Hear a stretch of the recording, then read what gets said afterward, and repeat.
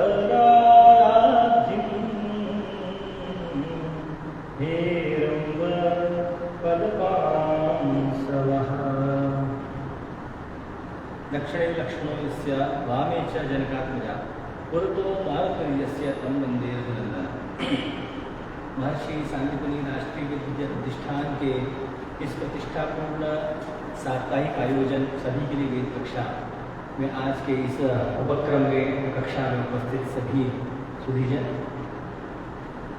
आज का जो विषय प्रतिष्ठान द्वारा प्रदान किया गया है वह है वैदिक वाङ्मय का परिचय। तो वैदिक वाङ्मय को जानने से पूर्व हमें मंत्रों के विषय में कि मंत्र कैसे प्राप्त हुए यह जानना आवश्यक है, क्योंकि मंत्रों की जो राशि है उसी को सामान्य जन वेद के रूप में जानते हैं। प्राचीन काल में एक तो मान्यता यह है कि वेद कभी उत्पन्न नहीं होते और कभी नष्ट नहीं होते, जिसकी उत्पत्ति होगी उसका नाश होगा। इसलिए वेद भगवान कभी उत्पन्न नहीं होते और कभी नष्ट नहीं होते, वो प्रकाश में आते हैं और जब समय पूर्ण हो जाता है तो तिरोहित हो जाते हैं, अच्छा वापस से रहस्यमय हो जाते हैं, छिप जाते हैं, लोक में से गायब हो जाते हैं।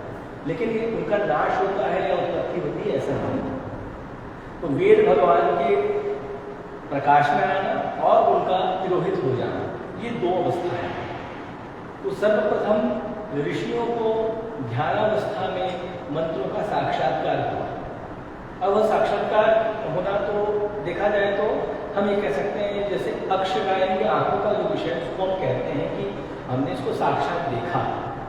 अब वस्तुतः अगर ये कल्पना की जाए कि उन्होंने क्या देखा होगा तो उनके मुंह से वह शब्द निकले, तो इसका तात्पर्य सीधा सीधा यह समझ में आता है निश्चित रूप से उन्होंने वो क्रिया देखी होगी, या तो उस जैसे ध्यान के अवस्था में कोई चीज़ देखते हैं, जैसे हम स्वप्न में देखते हैं वैसे हमने ध्यान में देखा। जैसे किसी ने देखा कि जो है गजः गच्छति, हाथी जा रहा है। अब यह चीज उसने ध्यान की अवस्था में देखी तो स्वतः उसके मुंह से क्या निकलेगा, गजः गच्छति, या फिर उस गज का कोई नाम है तो वह उसका नाम लेकर के बोलेगा। मान लेते हैं कि गज का कोई विशेष नाम है, ऐरावतः गच्छति उदाहरण के लिए। तो ऐसी चीजें जब ध्यान की अवस्था में निरंतर उसके दिमाग में इकट्ठी होती रही ध्यान अवस्था में, तो वह लगातार छोटे छोटे करके छोटे बड़े अलग अलग अवस्थाओं में उसको मंत्र प्राप्त हो। इसीलिए ऋषि केवल उसी कहा गया है जिसने कि मंत्रों का दर्शन किया है। ऋषयः मंत्र दृष्टा है। किसी अन्य व्यक्ति के लिए ऋषि पद का प्रयोग करना, ऋषियों की गरिमा, उनकी मर्यादा, उनकी तपश्चर्या को एक तरीके से अपमानित करने जैसा है। हर किसी को हम ऋषि कहते हैं। किसी ने दाढ़ी बढ़ा ली, रिपोर्ट लगा लिया, बंधन लगा लिया, दुपट्टा लगा लिया, हमने कह दिया ये तो ऋषि तुल्य है। इसका मतलब है कि हम ऋषि का अपमान कर रहे हैं। उसका तो हमने बढ़िया कर दिया, लेकिन हमने ऋषियों का अपमान किया है ना। उनकी तपश्चर्या को हमने इतना छोटा कर दिया कि हम किसी से भी तुलना कर रहे हैं। एक समय था कि लोग अपनी बेटियों का विवाह नहीं करते थे जब तक कि कोई व्यक्ति मंत्र दृष्टा न हो जाए। तो फिर लोगों को लगता था कि नहीं, हमारे अंदर भी कम से कम ये बात होनी चाहिए, कुछ मंत्रों का दर्शन तो मुझे भी करना है, मुझे भी ऋषि बनना है। तो ये एक उत्कर्ष था हमारे देश का कि कम से कम कुछ नहीं तो मंत्र का दर्शन किया हुआ होना चाहिए, तभी हमारे समाज में कोई उच्च स्थिति हो सकती है। अब लोक में स्थिति ऐसी है कि लोग जिनको मंत्र के रूप में जानते हैं, संभवतः हो सकता है वह एक कंडिका हो, या हो सकता है कि वह एक मंत्र हो।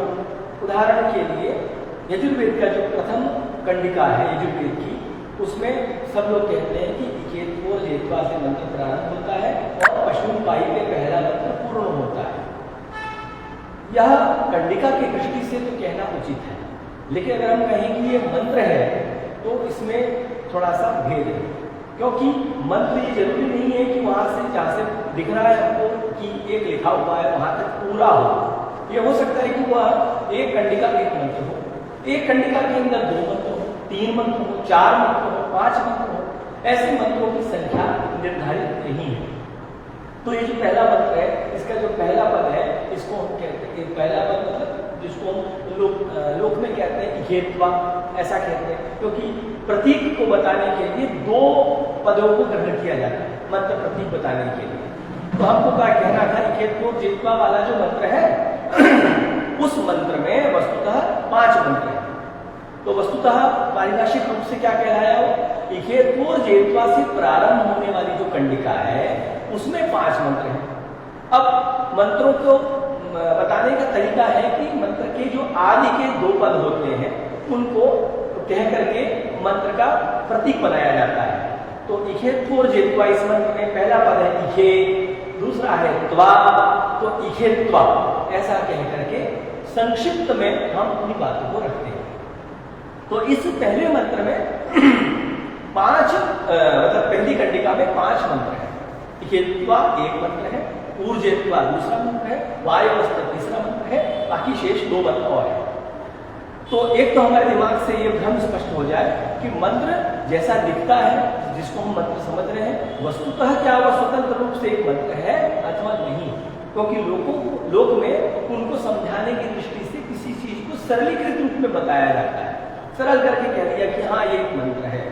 तो प्रणव को कह दिया कि वो क्या है, ओंकार है, प्रणव है, ऐसा कह करके समझाया। अब बात हो गई सबसे पहले मंत्रों के साक्षात्कार की कि ऋषियों ने साक्षात्कार किया, अन्य ऋषियों ने साक्षात्कार किया। क्योंकि उस समय पर इतना ज्यादा विकास कागज का नहीं था, तो लेखन में यह चीज प्रारंभ में नहीं आई। तो एक ने ज्ञानावस्था में प्राप्त किया, फिर अपने से अपने पुत्र पौत्र इत्यादि को सिखाया और यह परंपरा चल पड़ी। तो पढ़ाना, मुंह से पढ़ाना, सुन करके याद करना, तो वह श्रुति कहलाया। मंत्रों को श्रुति कहा। और इन मंत्रों में बताए हुए जो कर्तव्य थे, जैसे कि कह दिया कि जो पहला मंत्र है वह दर्श पूर्णमास के प्रसंग में पढ़ा गया है, और दर्शेष्टि का अनुष्ठान कैसे करना है उस विषय में कुछ बातें, कतिपय बातें, क्योंकि एक मंत्र में सारी बातें नहीं आ सकती, इसलिए कतिपय बातें दर्शेष्टि से संबंधित पहले मंत्र में आई। पहले मंत्र था पहली कंडिका में आई। तो इस प्रकार से यह जो कृत्य है जो कि मंत्रों के अंतर्गत बताए गए हैं, करने हैं, यह सब कृत्य कहलाए श्रुति, क्योंकि सुन सुन करके हमने प्राप्त किया।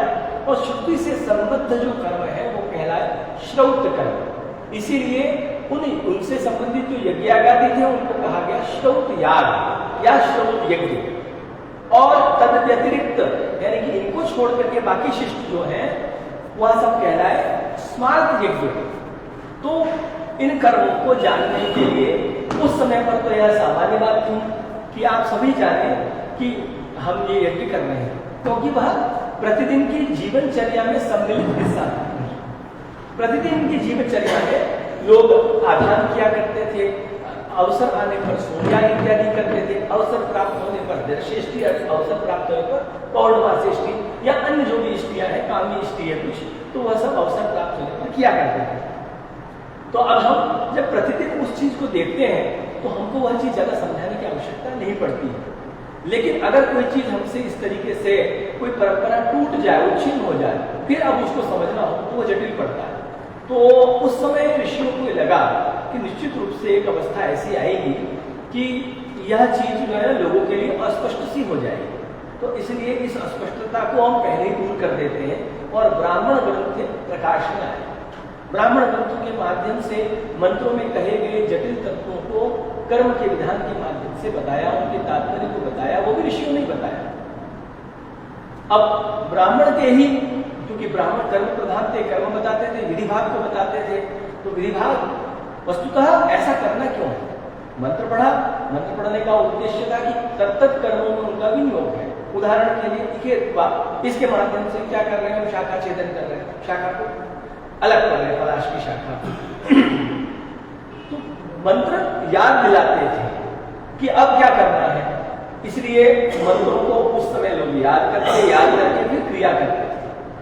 अब मंत्रों के माध्यम से याद तब तक ही आ सकता था जब तक लोगों को उसका विनियोग अपने जीवन शैली में, वो दैनिक जीवनचर्या में सम्मिलित हो। लेकिन जैसे उच्छिन्न हुआ तो फिर ब्राह्मण ग्रंथों की आवश्यकता आ गई। तो कर्म को बताने वाले, विभाग को बताने वाले, दर्शिष्टि कैसे होगी, सोमयाग कैसे होगा, अश्वमेध कैसे होगा, या अन्य कोई भी याग है वो कैसे होंगे, या आदान कैसे होगा, कौन कर सकता है, ये सारी चीजें हमारे ब्राह्मण ग्रंथों में आई। उसके बाद में ये हुआ कि वस्तुतः कर्म तो करना है, यज्ञ तो करना है, लेकिन यज्ञ में प्रवृत्त भी होना है और एक समय आने पर निवृत्त भी होना है, क्योंकि किसी चीज को समझाने के लिए पहले स्थूल रूप में समझाया जाता है, स्थूल रूप को समझाने के बाद में फिर हम उसको सूक्ष्म रूप में जाते हैं। जैसे छोटे बच्चों को हम एक लाइन बना के दिखाते हैं, ये बच्चा ये एक लाइन हो गई, ये दूसरी लाइन हो गई, दोनों को जोड़ दिया, मिला के 2 लाइन हो गई। थोड़े समय बाद बच्चे के दिमाग में चलने लगता है, उसको लाइन लाइन की आवश्यकता खत्म हो जाती, सीधे अंक पकड़ लेता है। अंक पकड़ने के बाद में कुछ समय बाद उसको जोड़ने के लिए भी, ऐसे गुणा करने के लिए भी हम इसी तरीके से सिखाते हैं, बाद में वह दिमाग में गुणा करने लगता है। तो हमने पहले उसको स्थूल अवस्था में सिखाया, किसी भौतिक संसाधन के माध्यम से सिखाया, बाद में वो सरलीकृत हो गया बच्चे के लिए और उसने उसको स्वतः ग्रहण कर लिया और बहुत ही आसानी से जोड़, भाग, गुणा इत्यादि काम है, या हम कह लें दशमलव और अन्य कोई भी चीज है तो सबको बच्चा आराम से करने लगता है। यह चीज किसी भी पर लागू होती है समझाने के लिए, जैसे चाहे वो तैराकी हो, चाहे वो धावन हो, चाहे वो पठन पाठन हो, कोई भी चीज हो, सब में पहले हम स्थूल रूप में सिखाते हैं। बच्चे को आम सिखाना होता नहीं बोलेंगे हम कि आ से होता है, लेकिन साथ में चित्र भी दिखाते हैं, चित्र दिखाने से उस दिमाग में सेट हो जाता है, यहाँ ये तो ये जो स्थूल वाली अवस्था थी, स्थूल अवस्था का के माध्यम से बोध जल्दी होता है, इसलिए कर्मों में लोगों का विनियोग करवाया गया। अब इससे जो है इसको छोड़ने का है, सब चीजों के त्याग का समय आ गया है, तो उसकी प्रैक्टिस करवाने के लिए फिर जो जिसे हम कहते हैं वानप्रस्थाश्रम, वानप्रस्थाश्रम के लिए बने क्या आरण्य ग्रंथ, जहाँ पे उनको निकाला जाएगा कि अब कर्मों से को छोड़ना चालू करो, इन प्रपंचों से दूर होना चालू करो। और जब वो उनके लिए अभ्यस्त हो जाता है तो फिर अंत में उपनिषद, अब वो एकदम परम तत्व को समझेगा, आत्मा क्या है, आत्मा क्या अजर है, क्या अमर है, उसका स्वरूप क्या है, भगवान क्या है, उपदेश क्या है, भगवान क्या है, जीव क्या है, ब्रह्म क्या है, सारी चीजें जो है सृष्टि की जो कि सूक्ष्म बातें हैं, तो यहाँ पर स्थूल से हम सूक्ष्म की ओर आए। ये हम दैनिक जीवन में भी करते हैं, ऐसा ही वेदों के कर्म में भी हुआ, क्योंकि मनुष्य का जो सीखने का एक स्तर है वो स्थूल से सूक्ष्म की ओर ही चलता है। जो ज्ञात है चीजें, उसी से वो अज्ञात की ओर बढ़ेगा, अज्ञात से ज्ञात की ओर बढ़ाने में बड़ी समस्याएं होती है। ये ठीक वैसा ही है जैसे किसी चीज को रट तो ले, लेकिन हमको वो चीज समझ में नहीं आए, तो रटना तभी सार्थक है जब पहले वो चीज समझ में आए, फिर पंक्तिशः उसको प्राप्त करने के लिए हमने रट लिया, तो वो हमको और अच्छे से व्यवस्थित रूप से वो चीज हो जाएगी। तो अब मंत्र, ब्राह्मण, आरण्य, उपनिषद, ये 4 चीजें हो गई।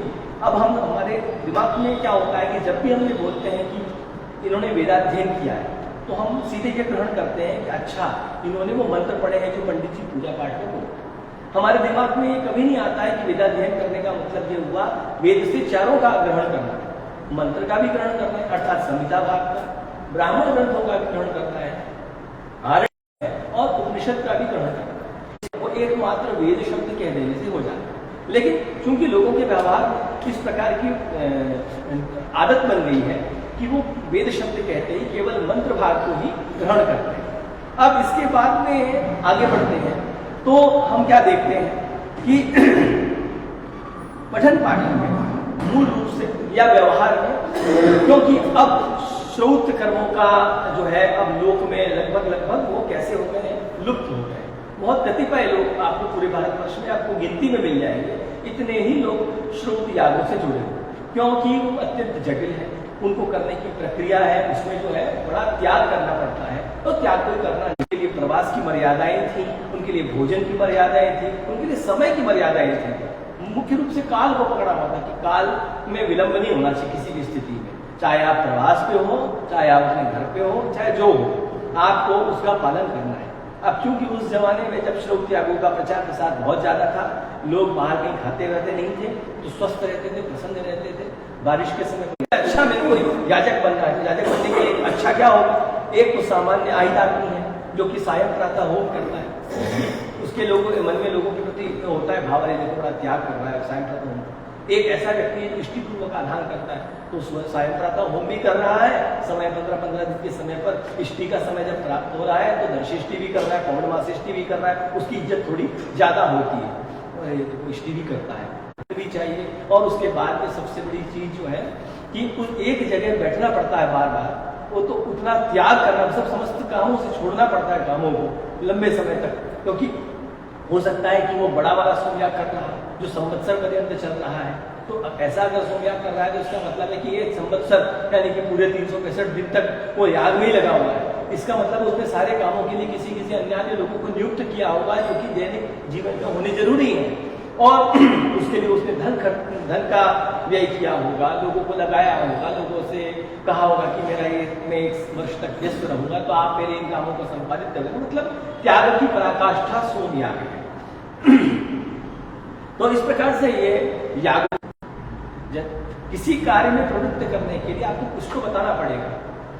स्वर्ग की प्राप्ति होती है तो स्वर्ग तुल्य क्या है कि हमारा जो जीवन है वो उसमें कष्ट की न्यूनता हो, हम स्वस्थ रहें, हमारे सामने हम अपने परिवार को संपन्न होते हुए देखें, यही स्वर्ग है। जो शरीर छोड़ने के बाद होना है वो तो बात की बात है। ऐसा अनुभव कथन करने वाला आपको कोई मिलेगा भी नहीं कि हाँ मैं स्वर्ग जाके आया हूँ, स्वर्ग ऐसा होता है, मेरी आत्मा जाके आई, ऐसा कोई नहीं बताएगा। लेकिन जो हम साक्षात शरीर से अनुभव करते हैं वह क्या है कि जब हम इस कठोर जीवनचर्या का पालन करेंगे तो हम परान्न भक्षण नहीं करेंगे। परान्न भक्षण करने से जो प्राप्त होने वाला प्रतिग्रह है वो प्रतिग्रह का दोष अपने क्षेत्र के लिए, अपनी तहसील के लिए, अपने जिले के लिए इष्टियों का अनुष्ठान करेंगे जो कि कामी इष्टियां हैं, वृष्टि करानी है। तो ठीक है, इस बार मैं अपने गांव के लिए त्याग करूंगा, मतलब इष्टि करूंगा और इष्टि का अनुष्ठान करेगा। उसमें अनुष्ठान करने में निश्चित रूप से धन भी व्यय होगा, समय भी लगेगा और समस्त प्रपंचों को त्याग करके उस कार्य में लगना भी पड़ेगा। तो सामान्य तो बेचारा कर ही रहा है 15-15 दिन में, उसके अलावा आवश्यकता पड़ने पर वो काम इष्टियों का अनुष्ठान भी कर रहा है। जैसा कि हम कहते हैं कार्य इष्टि करने से वृष्टि होती है, जैसा कि हम सुनते हैं कि दशरथ जी ने पुत्र इष्टि यज्ञ किया था तो उससे उनको पुत्र की प्राप्ति हुई। ये काम में इष्टियां हैं, हर कोई पुत्रष्टि नहीं करेगा। पुत्रष्टि कौन करेगा? जिसको की आवश्यकता है पुत्र की। अब उनकी संतति नहीं थी तो पुत्रष्टि यज्ञ का वर्णन प्राप्त होता है कि यहाँ पुत्रष्टि किया। कैसे किया, किस आचार्य को बनाया, शॉर्ट में समस्त क्रियाओं को मिलाकर के क्या कहा जाएगा, पुत्रष्टि किया या इष्टि की। तो इष्टि का अनुष्ठान अमुक राजा ने किया। इसी प्रकार से हम सुनते हैं कई राजाओं के क्रम में कि राजा, महाराजा, सम्राट, इस प्रकार की अलग अलग उपाधियां हैं। तो सर्वोत्तम उपाधि उस समय पर जो राजा के लिए होती थी वो सम्राट वाली, सबसे ऊंचा जो दर्जा था वो सम्राट को प्राप्त था, और वह सम्राट का दर्जा प्राप्त करने के लिए अश्वमेध याग करना पड़ता था। तो अश्वमेध को जटिल याग माना गया, उसको करने में समय भी अपेक्षित होता था, नियम भी बहुत ज़्यादा है, दक्षिणा का भी एक सुनिश्चित क्रम है, और उसमें घोड़े की रक्षा करने की भी आवश्यकता है कि वो जब भ्रमण करेगा तब क्या करना है, फिर जिस दिशा से जो प्राप्त होगा उसके आधार पर दान भी देना है, और बहुत सारी जो यज्ञ से संबंधित जो कर्तव्यताएं हैं वो अपनी जगह है। तो विषय चल रहा था वेद का। तो वेद को हमने जो 4 भागों में जो चर्चा की कि मंत्र, ब्राह्मण, आरण्यक, उपनिषद, इसकी चीजों को हमारे को स्पष्ट हो गई। अब वेद शब्द कैसे बना है ये हम सब जानते हैं कि वेद धातु कई अर्थों में होता है, ज्ञान के अर्थ में होता है, लाभ के अर्थ में होता है, सत्ता के। वेद शब्द बना है जो कि हम मंत्र के रूप में, जो कि ब्राह्मण के रूप में जिसे हम जानते हैं। आचार्य ने जो परिभाषा की, जो इसके लक्षण बताए, उनमें 2-3 चीजें प्रमुख हैं वो मैं उपस्थापित कर देता हूँ। एक कहते हैं कि मंत्र ब्राह्मण है और वेद नाम ध्येय। एक तो मंत्र को और एक ब्राह्मण को वेद कहते हैं। तब आपके सामने ये प्रश्न उठेगा कि अगर मंत्र और ब्राह्मण वेद है तो फिर आरण्यक और उपनिषद को क्यों नहीं कहा? इसलिए नहीं कहा कि आरण्यक जो है और उपनिषद जो है वो ब्राह्मण के ही भाग है, उसी के अंश है। इसलिए पृथक रूप से उनकी सत्ता को न बताते हुए ब्राह्मण में ही उनका अंतर्भाव मानते हुए ये कह दिया मंत्र ब्राह्मण और वेद नाम दिया। तो वेद कहते हैं हमारे दिमाग में एक लाइट जलनी चाहिए, वो लाइट ये कहे अरे मंत्र ब्राह्मण आरण्यक उपनिषद चारों की बात हो गई। अब इसके बाद में कहते हैं कि लक्षण के लिए कहते हैं, जो प्रसिद्ध लक्षण है कि इष्ट की प्राप्ति और अनिष्ट का परिहार, इस विषय में बताने अलौकिक उपायों को जो बताते हैं वह वेद है। इष्ट प्राप्ति अनिष्ट परिहारे वो अलौकिकम उपाय तो वेद अत्यंत प्रसिद्ध है। तो इष्ट यानी कि जो हम चाहते हैं प्राप्तव्य, हम क्या चाहते हैं हम ये कहें कि हम तो इंद्र बनना चाहता सोने के लिए हो, जब वृष्टि आए तो मेरे पास में छत हो, मेरी ऐसी समस्याएं न हो कि जिससे वृष्टि आए और मैं भीग जाऊं, है ना। तो कुल मिलाकर के सामान्य जीवन यापन करने के लिए मेरा जीवन अच्छे से चल सके, बस इतना हो जाए। उतने में इतना होने लगेगा तो बाकी सब चीजें अपने आप होने लगेंगी। तो इष्ट की प्राप्ति। अनिष्ट क्या है कि हमको जाते हुए के रास्ते में कोई लूट न ले, कोई हमारे ऊपर प्रहार न कर दे, कोई हमारे घर में चोरी न कर ले, कोई हमारे को रोग न लग जाए, कोई सर्पदंश न हो जाए, कोई अन्य बीमारी न लग जाए। हम कोई भी व्यक्ति नहीं चाहता है कि मैं बीमार हूँ। समझ में आता है कि बहुत अच्छा हुआ जो मैं कभी बीमार नहीं पड़ा, एक बार पड़ा, अब जीवन में कभी बीमार नहीं पड़ा। उसको पेट दर्द हो जाता है और फिर बहुत सारे लोग मिलने आते हैं और उसकी परेशानियां बढ़ जाती हैं। तो कुल मिलाकर के जिसकी मानसिक स्थिति ठीक है, जिसने एक आध बार कभी बीमार हो गया, उसको अच्छे से पता है कि कभी बीमार नहीं होना चाहिए। उससे हमारे कष्ट बढ़ेंगे, समस्याएं बढ़ेंगी, है ना, और हमारे काम जो है वो क्या हो जाएंगे, रुक जाएंगे। तो बात ये हुई कि कोई भी व्यक्ति अनिष्ट की प्राप्ति नहीं चाहता है। अनिष्ट किसी भी रूप में हो सकता है। जो ईप्सित है वो इष्ट है, जो ईप्सित नहीं है वो अनिष्ट है। अब अनिष्ट बहुत सारी चीजें हैं और कोई से भी हम वहां पे ग्रहण कर सकते हैं। तो ये प्रमुख लक्षण है कि वेद क्या बताता है, वो ऐसा मार्ग बताता है जो कि अच्छी चीजें हमें प्राप्त हो और जो चीजें हमारे लिए ठीक नहीं है वो हमें प्राप्त नहीं हो। और जो अच्छी, ये हो गया ठीक है, अभी दोनों काम करने के लिए करना क्या है, तो कोई उपाय करना है कि ऐसा करने से मैं बीमार नहीं पड़ूंगा। उदाहरण के लिए कहा कि रोज दौड़ने जाना चाहिए या रोज 10 किलोमीटर पैदल चलना चाहिए, इससे मैं बीमार नहीं पड़ूंगा। तो ये तो लौकिक उपाय हो गया कि लौकिक उपाय करके हमने अपने शरीर को स्वस्थ रखा। अब कहा कि कुछ ऐसी भी चीज होती है, जैसे उदाहरण के लिए कोई तंत्र प्रयोग करके आपको बीमार न कर दे। आजकल ये भी चल रहा है बहुत, आपको जब प्रहार करने आए तो फिर आपकी ऊर्जा बढ़ी हुई रहेगी, सकारात्मक ऊर्जा, तो उससे वो कट जाएगी। आप यही कर सकते हैं। तो सकारात्मक ऊर्जा बढ़ाने के लिए क्या करेंगे, जो आपकी विकल्पता है, यदि आपका उपनयन हुआ है तो आप त्रिकाल संध्या करें, अतिरिक्त जप करें और जप करके इतना ज्यादा ऊर्जा को बढ़ा दें कि कोई भी व्यक्ति आपके ऊपर जब क्रिया करे तो उसके पसीने छूट जाए लेकिन क्रिया सफल ना हो। लेकिन वो आपको आंखों से तो दिखेगा नहीं, वो प्रयोग कर रहा है, वो छुप के करेगा। तो यही वो चीज अनिष्ट है जो कि हमको आंखों से नहीं दिखेगी, लेकिन कोई ना कोई हो सकता है हमारा प्रेमी हो जो पीछे से हमारे लिए इस प्रकार के प्रपंच कर रहा हो।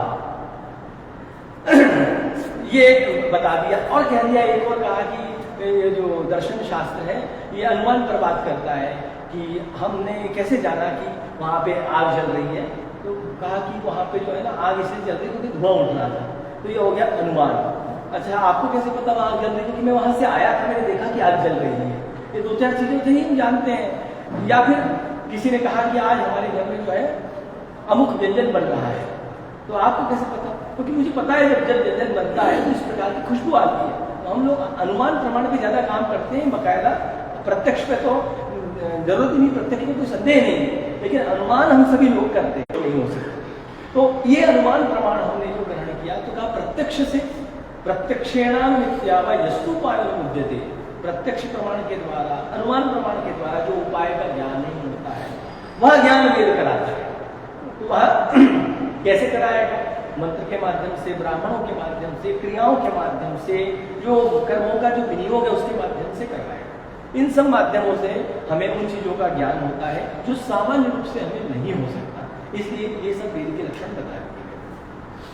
अब आप उदाहरण के लिए एक, जैसे कि भगवान श्री रामचंद्र जी थे, उन्होंने लगभग 10,000 वर्ष तक शासन किया।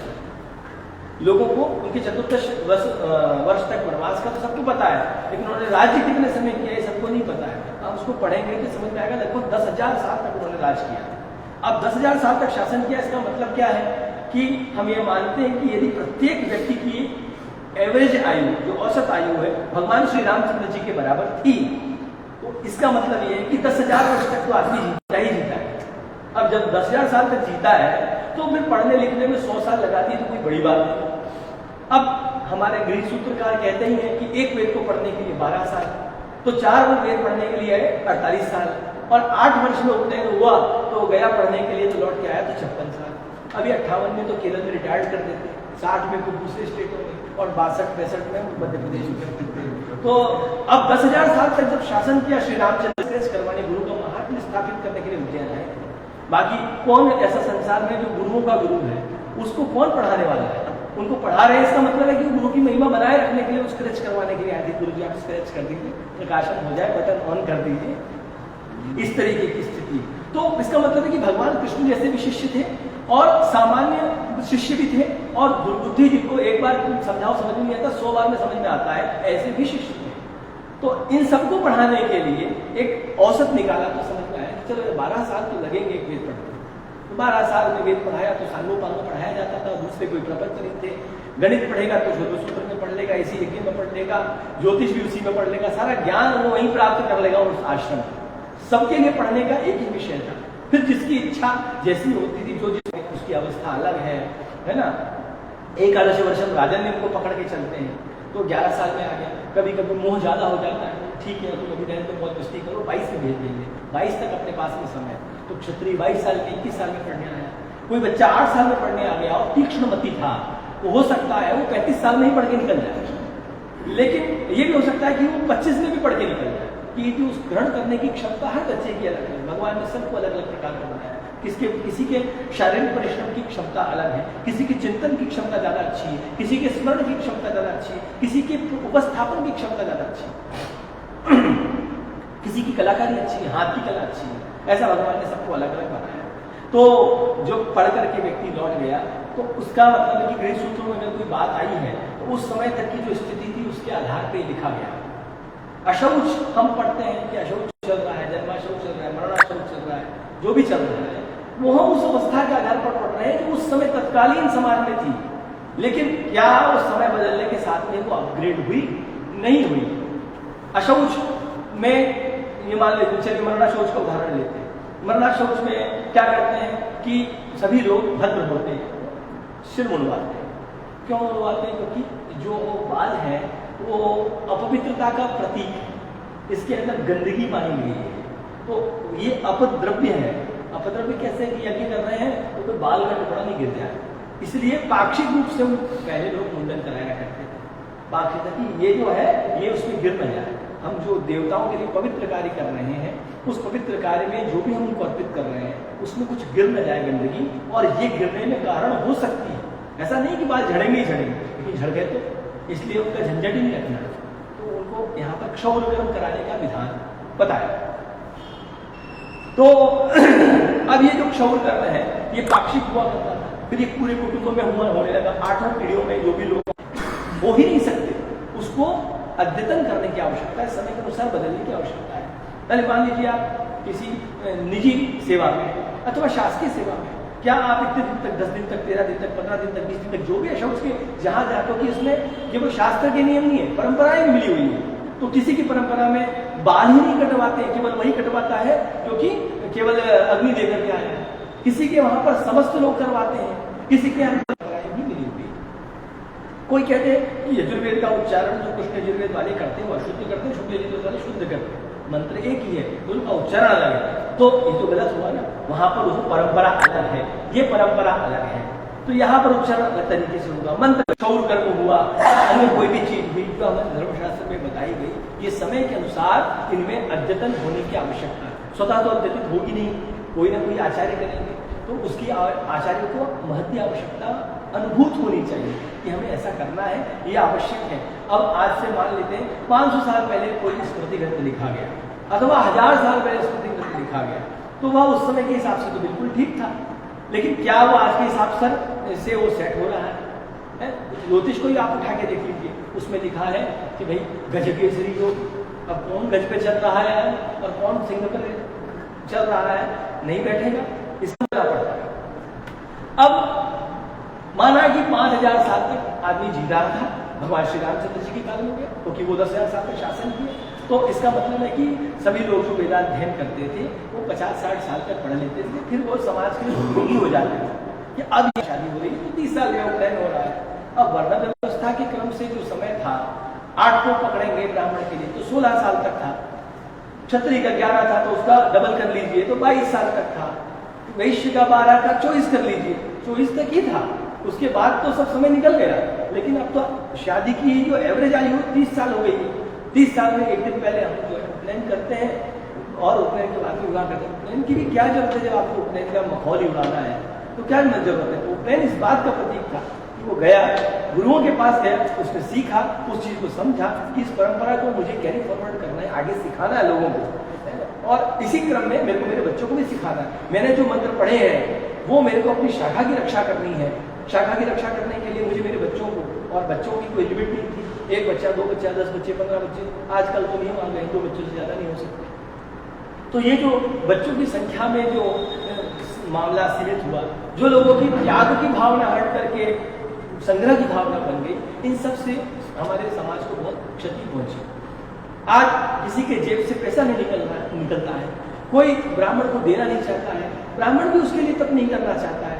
दूसरों की क्या कहें, कोई गलती केवल एक व्यक्ति की नहीं हो सकती ना, पूरे समाज की गलती। तो जिसका जो कर्तव्य था उसने अपना कर्तव्य त्याग दिया, और अपेक्षा वैसी करता है कि जब पुराने जमाने में जो त्यागी ब्राह्मण होते थे वैसे ही मुझे इज्जत मिले, वैसा ही मुझे यश मिले, वैसा ही मुझे धन मिले, कीर्ति मिले, सम्मान मिले। तो वो तो हो ही नहीं सकता जब आपके पास में त्रिकाल संध्या का तेज नहीं है, गायत्री जप का तेज नहीं है, अयज्ञागादि आप करते नहीं, पढ़ते पढ़ाते नहीं, मुंह में अपशब्द बसे हुए हैं, तो फिर और त्याग है ही नहीं, संग्रह ही संग्रह करना है, करोड़पति अरबपति बनना है। किसी से मौका मिल गया, जजमान आ गया तो सीधे 11,000 झटक लिए। अब 11,000 झटकने समस्या नहीं है, लेकिन क्या आपके पास में उतनी ऊर्जा है, आपने उसके लिए उतना काम किया है क्या? हमने, जैसे उदाहरण के लिए मैं 1 किलो मिठाई खा जाऊं और रोज यही करूं तो मैं कितनी जल्दी शुगर या डायबिटीज या मधुमेह इस प्रकार की कोई ना कोई लोग हो ही जाएंगे। लेकिन अगर मैं रोज 1 किलो खाता हूं और साथ में 50 किलोमीटर दौड़ता भी हूं तो सवाल है कुछ हो जाए। तो ये गायत्री मंत्र की जो ऊर्जा है, ये प्रतिग्रह का नाश करने वाली है। मंत्र की ऊर्जा, गायत्री मंत्र एक प्रतीक है, उपलक्षण है। तो गायत्री मंत्र की ऊर्जा प्रतिग्रह का नाश करने वाली हो। प्रतिग्रह किस रूप में कि जिस चीज के लिए हमने जितना परिश्रम अपेक्षित था वो नहीं किया और उसके बदले में हमने उतना धन प्राप्त कर लिया, तो उसको हम प्रतिग्रह कहते हैं। और उस प्रतिग्रह के लिए हमें उसको नष्ट करना आवश्यक, चाहे वो भोजन करने का ही क्यों ना। भोजन हमने किसी के यहाँ जाके निःशुल्क कर लिया, भंडारा जाके कर लिया, तो क्या हमने उसके लिए आकर के जब किया कि हाँ चलो 5 वाला गायत्री इसी के लिए करें, कि आज हमने किसी और के धन से प्राप्त जो भोजन सिद्ध हुआ था वो हमने जाके भंडारे में खा लिया। क्या हमने उसके निमित्त चलो जब नहीं कर पाए, क्या हमने उस मंदिर में जाकर उतना दान दिया कि चलो मैंने एक व्यक्ति का भोजन किया है, बाजार में इसकी कीमत 300 रुपये है तो मुझे 500 रुपये यहाँ दान करने चाहिए? नहीं। तो फिर अन्यान्य प्रकार के रोग, पहले कैंसर किसी एक को होता था लाखों में, अब आप देख लीजिए हर चौथे आदमी को कैंसर है, क्योंकि हमारी खान पान की आदतें बदल गई। हर दूसरे आदमी को डायबिटीज है, पैदा हुए बच्चे को डायबिटीज है, दूसरे की बात छोड़ दीजिए, तो उसने तो कुछ किया भी नहीं, क्योंकि उसको माता पिता से प्रतिग्रह दोष प्राप्त हुआ। उस प्रतिग्रह की वजह से माता पिता का तो खराब हुआ ही हुआ मामला, और बच्चों का भी हुआ, और वो पीढ़ी नष्ट हो गई। पीढ़ी नष्ट हो गई क्योंकि विकास क्या होगा, जिसको शुरू से बीमारी है तो वो सामान्य जीवन नहीं जी सकता। उसको हर बार किसी काम को करने के लिए 4 चीजें सोचनी पड़ेंगी। अरे कोई दिक्कत नहीं हो जाए, कोई बीपी ऊपर नीचे नहीं हो जाए, शुगर नहीं बढ़ जाए, हार्ट अटैक नहीं आ जाए, इस समस्या में हमारी जो जीवनचर्या जो पुरानी थी वो लौट तो नहीं सकती, किसी भी हाल में नहीं लौट सकती, क्योंकि परंपरा पूर्ण रूप से उच्छिन्न हो चुकी थी। लेकिन हम उसको लौटाने के लिए प्रयत्न तो कर सकते हैं। अब प्रयत्न करने के तरीके इस रूप में हो सकते हैं कि हम वेदाध्ययन को बढ़ावा दें। हम कमाने के लिए नहीं, केवल हमको पढ़ना है, सीखना है और जानना है, इसी दृष्टि के लिए ही कम से कम वेदाध्ययन बच्चों को करना है। क्योंकि हर चीज को, अब अध्ययन की बात चली, अब बात यह आई कि जो समय और आगे बढ़ा, आयु और घटी, तो वेदव्यास जी वो कलिकाल के मुख पर ये लगा कि अब तो मामला और गड़बड़ा गया है। 5000 तो बहुत बड़ी बात थी, अब तो आदमी का जीना 500 साल की मुश्किल हो गया है। अब जब 500 साल की मुश्किल हो गया है तो इसका मतलब है कि हर चीज में अनुपातिक क्रम से कमी आएगी, चाहे वो अध्ययन हो, चाहे वो स्वास्थ्य हो, चाहे गृहस्थ धर्म का जो समय है वो हो, चाहे वो वानप्रस्थ का हो, चाहे वो संन्यास का हो। तो लोग मजाक में बोलते हैं, आपने पढ़ा भी हो, 25 वर्ष तक व्यक्ति को ब्रह्मचर्य का पालन करना चाहिए, मजाक में बोलते हैं। 50 वर्ष तक है, 25 से 50, 26 से 50 की जरूरत। तो ये जो 4 चीजें हुई, समय घटता चला गया, तो फिर वेदव्यास को लगा कि अब तो वेद भगवान लुप्त हो जाएंगे, हमको कोई उद्यम करना चाहिए। तब फिर उन्होंने उठा करके वेद के विभाग किए, जो पढ़ना पढ़ाना पहले से चल रहा था उस क्रम को भंग किया, और भंग करके कहा कि केवल इस हिस्से का प्रचार प्रसार तुम्हें करना। यद्यपि तुमने 4 वेद पढ़े हैं, लेकिन बेटा तुमको जाकर के केवल ऋग्वेद का प्रचार प्रसार करना है, तुमको केवल यजुर्वेद का प्रचार प्रसार करना है, तुमको सामवेद और तुमको अथर्ववेद का 4 शिष्यों को सिखाया। कैल, वैशंपायन, सुमंतु, जैमिनी और सुमंतु, इनको क्रमशः ऋग, यजुर, साम, अथर्ववेद का प्रचार प्रसार करने के लिए भेजा। और जब संस्कृत साहित्य की विभिन्न पुस्तकें आप पढ़ेंगे तो वहाँ पर ये आपको समझ में आएगा कि लोग ऐसी जटिल बातें करते हैं कि लोग उलझ जाते हैं। एक ग्रंथ में तो लिखा है वेदत्रयी और एक जगह लिखा है वेद चतुष्टयी, तो ये तो सब गड़बड़ है, इनमें मान लेते हैं तो हम कहते हैं वेदत्रयी। बाकी विभाग की दृष्टि से 4 ही विभाग किए थे और फिर उन्हीं की शाखाएं बन गई। शाखाएं बनने के बाद में फिर वो लुप्त हो गई और अब कतिपय शाखाएं, कतिपय वेदों की यहाँ पर बची हुई है, जिसका पठन पाठन शांतिपुनी वेद विद्या प्रतिष्ठान के माध्यम से हो रहा है। तो जो जितना विस्तार करता है उसको उतना ज्यादा संभालने में दिक्कत होती है। एक सामान्य सी प्रक्रिया, जिसका क्षेत्र जितना फैला हुआ है उसको उतनी ज्यादा चीजें मैनेज करने के लिए, प्रबंधन करने के लिए समस्याएं उत्पन्न होती हैं। इसीलिए सामवेद की 1000 शाखाएं होने के बावजूद आज 2-3 शाखाएं बची है ना, और बाकियों की जिनकी कम थी उनको भी नुकसान हुआ, नुकसान सबको हुआ, लेकिन जिसको सबसे ज्यादा नुकसान हुआ वो था सामवेद। उसकी 1000 शाखाओं से 3 पे आके रख गया। बाकियों में भी यही स्थिति, लगभग किसी की 1 शाखा, किसी की 2 शाखा, किसी की 3 शाखा, 4 शाखा, इससे ज्यादा किसी भी वेद में। कल प्रथम चरण में आदमी की आयु 60 साल पे आ गई है, मनुष्य की औसत लंबाई घट गई है। आप देखिए कि जब आप भगवान श्री रामचंद्र जी का ध्यान बोलते हैं, क्या बोलते हैं? ध्यायेन आजानुबाहुं धृत शरधनुषं बद्ध पद्मासनस्थं। आजानुबाहु कौन होगा? जिसके जो बाहु है, हाथ जो कहाँ तक? घुटने तक। अब आप देखिए आजानुबाहु आदमी नहीं मिलेगा, बहुत मुश्किल से मिलेगा तो दुर्लभ, खतरनाक भी होगा, सामान्य होगा भी नहीं।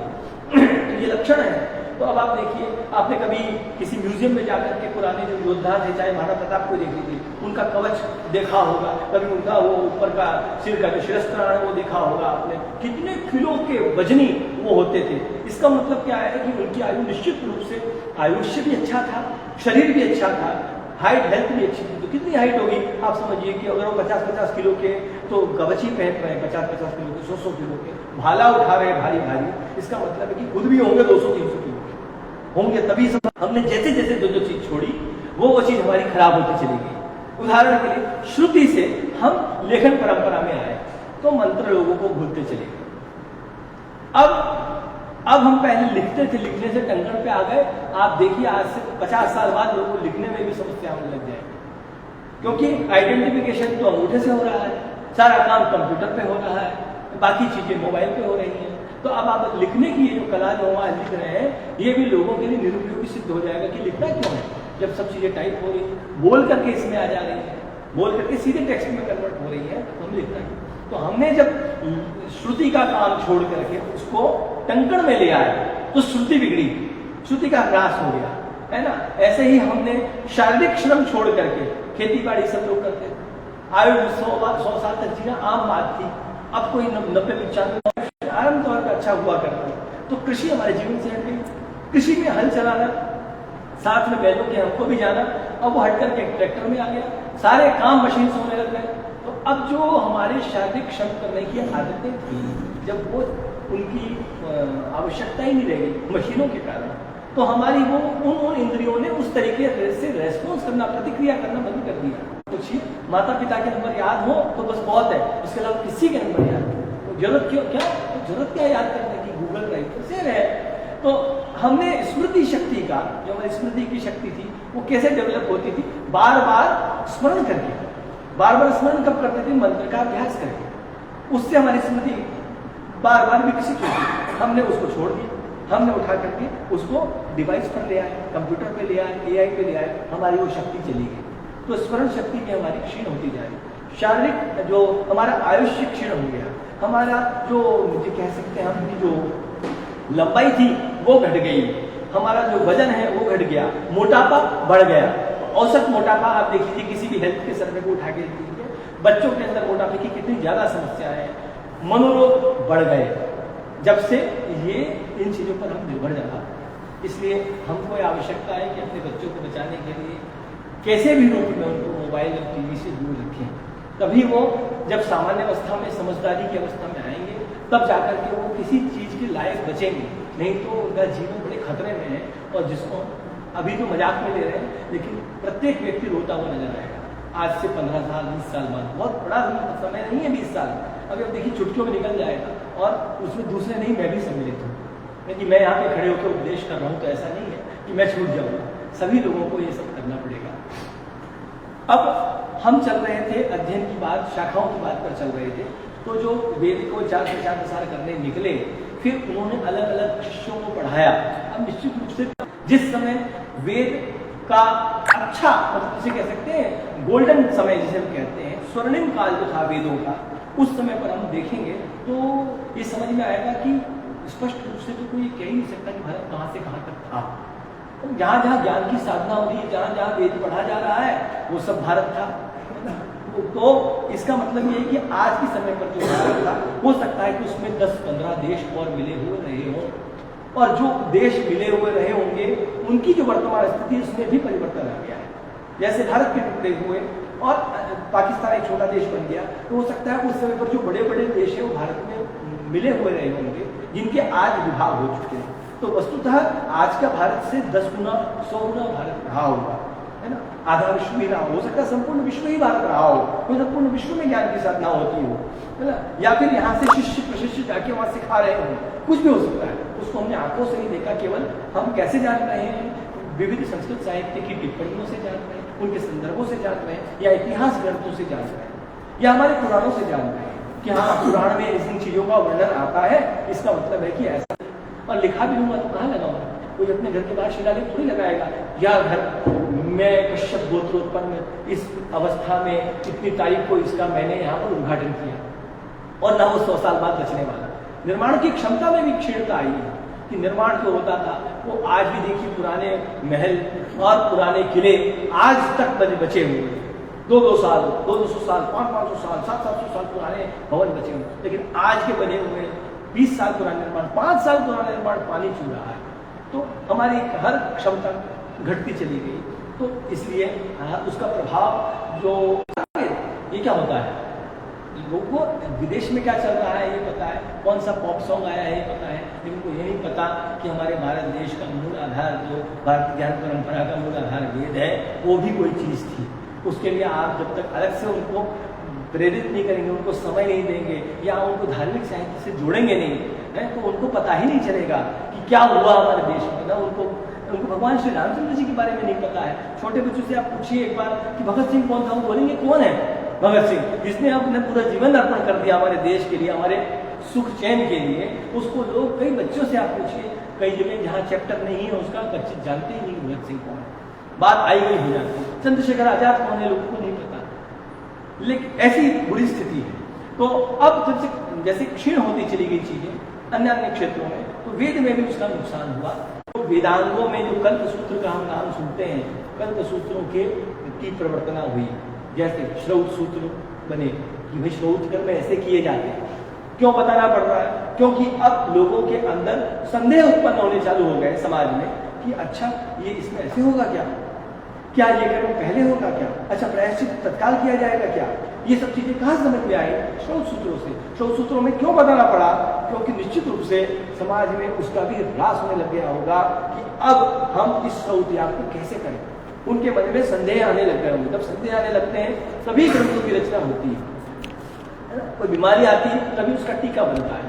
तो बीमारी समाज में आई, श्रौत सूत्र, गृह सूत्र, और एक जो 4 प्रकार के प्रमुख, वैसे तो 6 होते हैं लेकिन लोग उनको 4 के रूप में जानते हैं। श्रौत सूत्र, गृह सूत्र, धर्म सूत्र और शुल्ब सूत्र, ये 4 हम प्रसिद्ध रूप में जानते हैं। इसके अतिरिक्त 2 और होते हैं, क्योंकि उनका आकार बहुत छोटा है इसलिए वो लोग इनको इन 4 के अंतर्भूत ही मान लेते हैं। वो है पितृवेद सूत्र और प्रवर सूत्र। इनको उसके अंतर्गत मान लेने के कारण लोक में ये व्याप्ति है कि सूत्र जो है कल्प साहित्य 4 प्रकार का होता है। वस्तुतः वो 6 प्रकार का होता है, लेकिन अगर आप कहीं परीक्षा में आप छात्र हैं, प्रतियोगी परीक्षा में लिख के आ रहे हैं कि 6 होते हैं, तो आपके प्रश्न में आपको 0 अंक मिलेंगे, क्योंकि हर जगह जहाँ पब्लिकेशन है वहाँ पे मुख्य रूप से 4 के बारे में ही छपा हुआ है और वो अंतर्भूत में है, ऐसा कहीं एक वाक्य में लिखा हुआ है।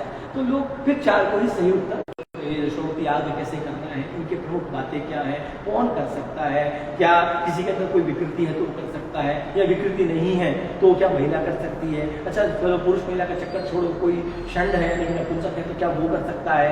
इन चीज़ों की स्पष्टता बहुत ही विस्तृत रूप में श्लोक सूत्रों में की गई। अब चूंकि वेद अलग अलग थे, उनको शाखाएं अलग अलग थी, तो उनके कारण उनके ब्राह्मण भी एकाधिक हुए, उनके सूत्र भी एकाधिक हुए, फिर उनके गृह सूत्र भी एकाधिक हुए, धर्म सूत्र भी हुए, और इस प्रकार से समस्त श्रेणियों में वह जो सूत्र साहित्य था वो अलग अलग प्रकार का हुआ, जो कि साहित्य जो है नाश को प्राप्त कर गया, या कह लीजिए तिरोहित हो गया, क्योंकि वेद का पूरक है।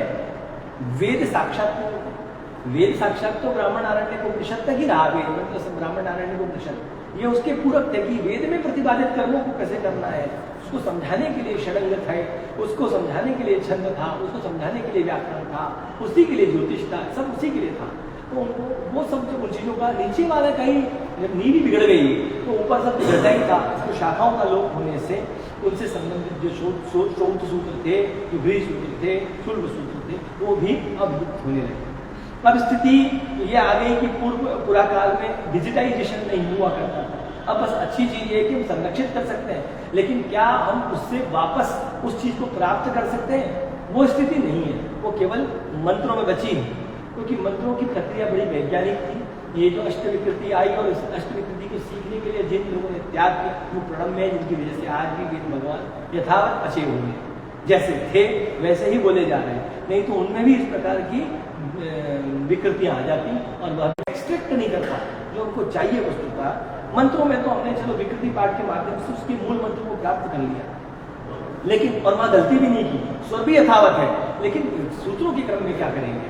जो अन्य लिपियों में लिखा हुआ है उनमें क्या करेंगे? तो ये एक बड़ी समस्या वाली बात है, क्योंकि संस्कृत का ज्ञान नहीं है, लिपियों का ज्ञान नहीं है। उस समय में बड़ी जरूर है, लेकिन वो परंपरा उच्छिन्न हो गई, संरक्षण हो रहा है, उच्छिन्न हो गई। अब हमने वेद की रिकॉर्डिंग करके रख ली उदाहरण के लिए कि अब तो वेद की रिकॉर्डिंग, अब वेद लुप्त नहीं हो सकते, लेकिन मैं गारंटी दे रहा हूँ कि वेद की रिकॉर्डिंग सुन करके कोई व्यक्ति शुद्ध मंत्र पाठ नहीं कर सकता, भले ही वो सस्वर हो। वीडियो रिकॉर्डिंग इसमें एक एक में बता रहा हूँ कि अब हाथ दाया जाएगा, अब बाया जाएगा, अब नीचे जाएगा, कितना भी करो, क्योंकि जब तक आपको कोई टोकने वाला नहीं होगा गलत चीज पे, तब तक आपका अभ्यास नहीं ठीक होगा, और अभ्यास ठीक नहीं होगा तो ये डिजिटाइजेशन से कुछ होने वाला नहीं।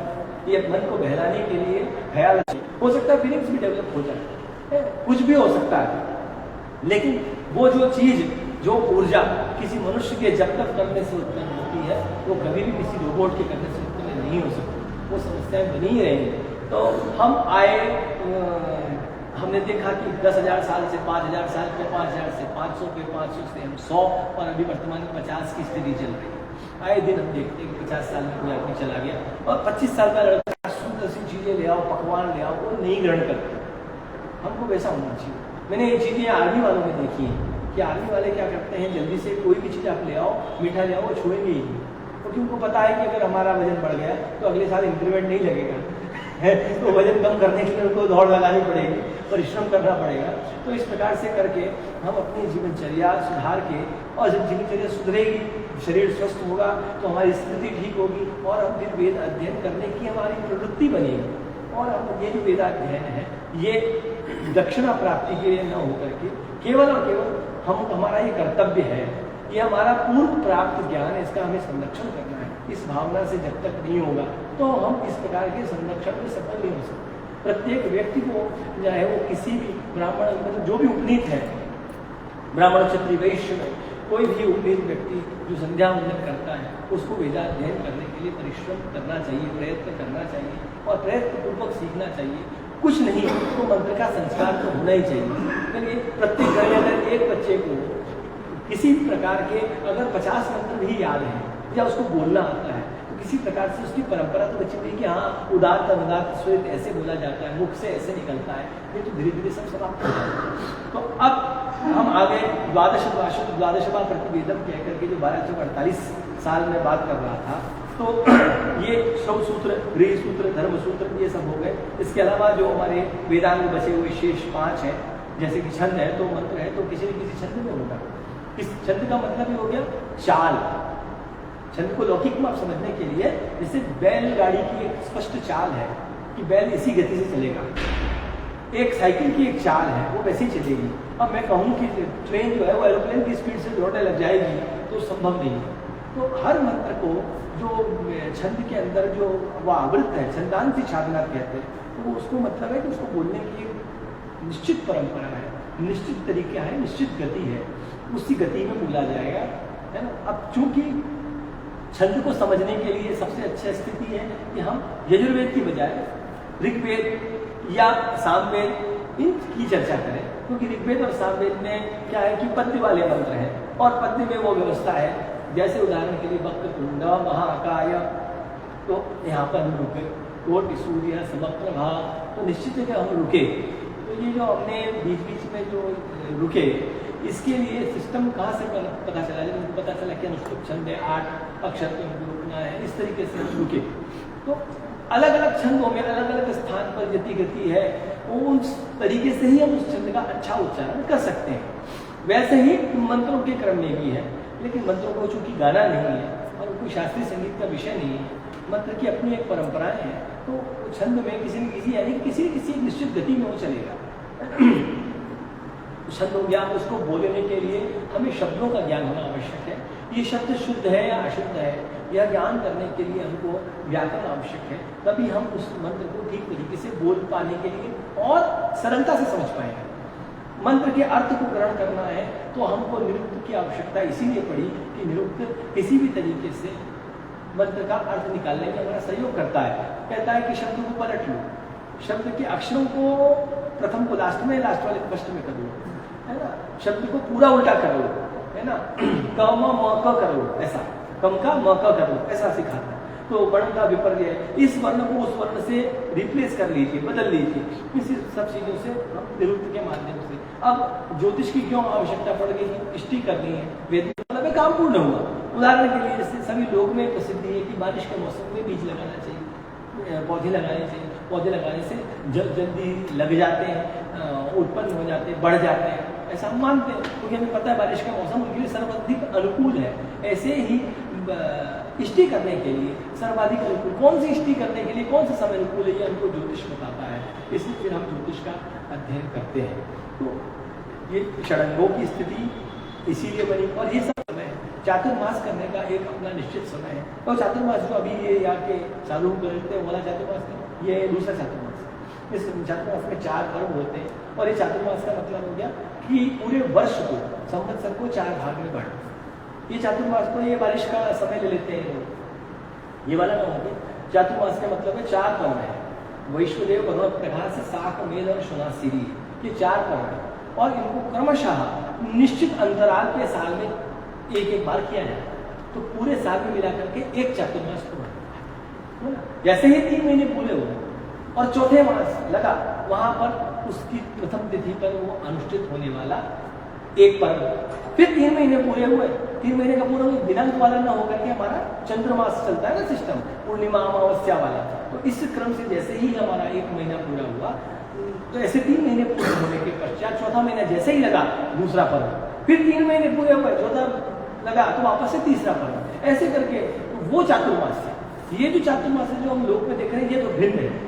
ये इसी में चातुर्मास में जो है क्या कहते हैं, आना जाना सर्पदंश कर दिया तो नहीं बच पाए। तो इस वजह से उस समय यात्राएं, विवाह, शुभ काम इसीलिए रोके जाते थे कि उससे अव्यवस्थाएं होती हैं। अभी उदाहरण के लिए इस समय जितने भी बैक्टीरिया, उनके प्रसव का काल चल रहा है, और ये परम प्रचंड समय है उनके लिए। तो हम देखते हैं चाहे वो रसोई हो, चाहे वो घर हो, हर जगह अलग अलग प्रकार के कीट उत्पन्न होते हैं। संक्रांति कभी ठंडा, इन समयों पर ऐसा मत करो। इसका एक वैज्ञानिक कारण है, जिसको धर्म से जोड़ करके, तो सबको वैज्ञानिक कारण स्पष्ट करने की बजाय सीधे सीधे कह दो, क्योंकि हर व्यक्ति पढ़ा लिखा हो या उसी IQ लेवल का हो,